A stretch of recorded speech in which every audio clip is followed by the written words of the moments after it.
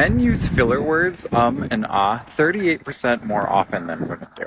And I think this is really interesting because it jives really well with what we know from Deborah Tannen about men and women's different speech styles.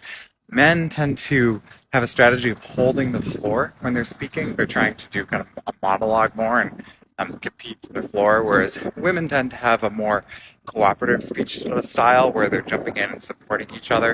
And of course, this is a big generalization. Not everybody follows these trends. But ums and ahs are floor holding devices. They say, I have more to say. Hang on. I'm thinking. I got something more I'm going to say about this in a second. Don't interrupt me, kind of thing. So it's not too surprising that men use ums and ahs 38% more than women. However, we also know that women tend to use more ums than men do. Is the older discourse marker, the older filler, the older placeholder word.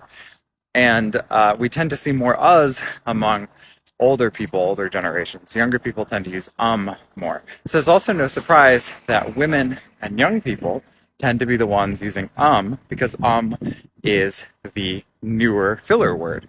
And we know that young women tend to be some of the first people to adopt newer language habits. And of course, that's also why young women get so much flack from the rest of society for speaking in ways that people don't like, because they just tend to be the first to do so. It's new, people don't like it, and then over time, everybody else picks it up too.